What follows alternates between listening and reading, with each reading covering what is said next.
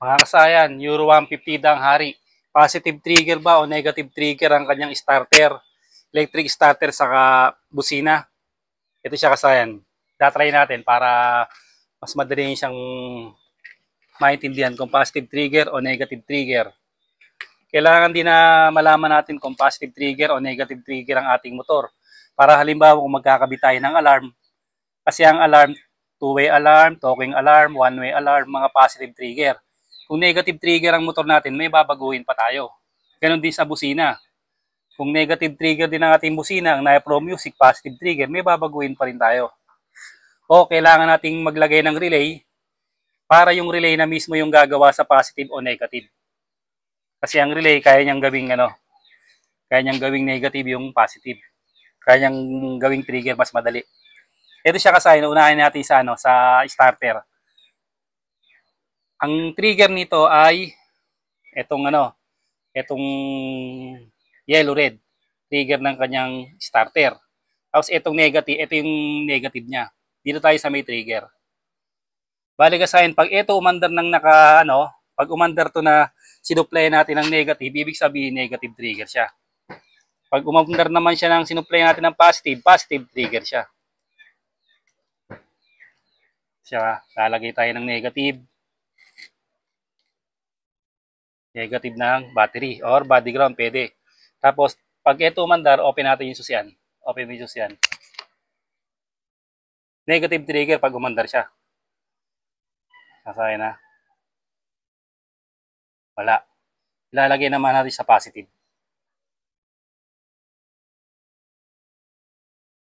Hindi siya umandar sa negative, sa positive naman natin siya ilalagay.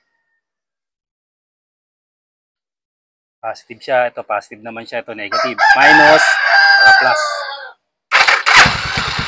Ito siya kasayan. Ibig sabihin, positive trigger ito. Positive, yung kulay red o plus ng battery. Off. Pa.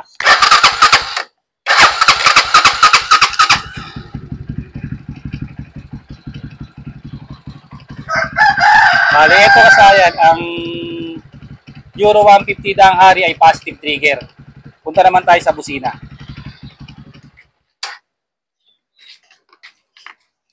Dito naman sa busina, ganoon din. Halimbawa, hindi tayo gagamit ng test light, ganoon din yung gagawin natin.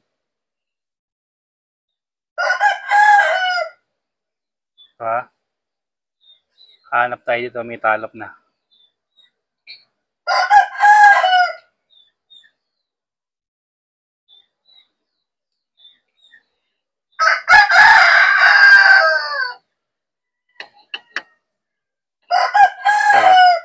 Kadalasan ang ginagawa dito, tinatanggal, binubunot. Pagka may test light. Tayo ng test light natin.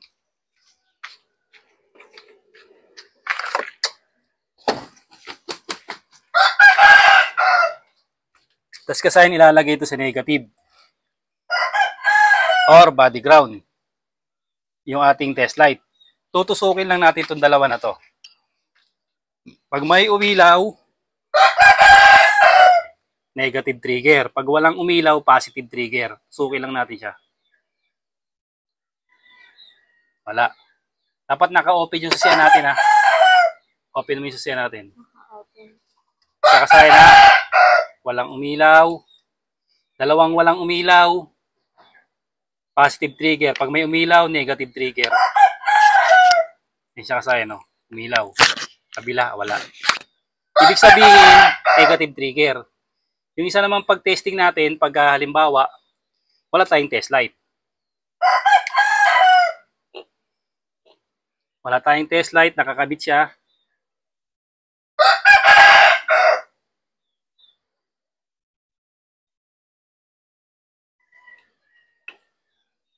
Lalagay natin siya halimbawa sa negative.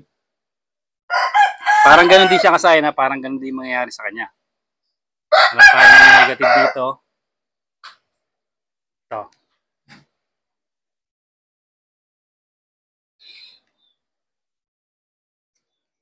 Tapos, ito yung trigger niya, yung green. Yung green yung trigger niya kasaya na. Ito. E-testing natin siya, ha. Yan. Ayan siya. Ibig sabihin, nilagyan natin siya ng negative. Paglagay natin ng negative, bumusina siya. Ibig sabihin, negative trigger siya. Okay, tapos tinest din natin, may umilaw, negative trigger. Itong busina nito ay negative trigger din. Tapos, ang katulad nitong negative trigger, Rusi 125, 150, 175, Motor Star, yan mga negative trigger siya. Sa starter naman, positive trigger naman siya kasi natas dito, negative trigger. Pag nilagay nyo ito sa halimbawa, nilagay nyo naman ito sa positive, tapos sinupply nyo ng positive to, hindi siya tutunog kasi negative trigger siya.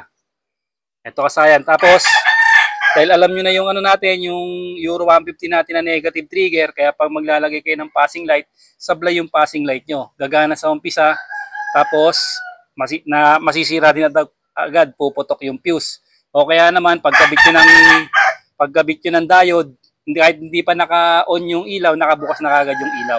Kaya hindi maayos yung ating passing light. Nasisira agad yung diode. Ito kasi susunod natin dito, pagkakabit tayo ng passing light sa Euro 150 daang hari ng walang relay. Hanggang dito na lang mga kasayan. Salamat sa panonood.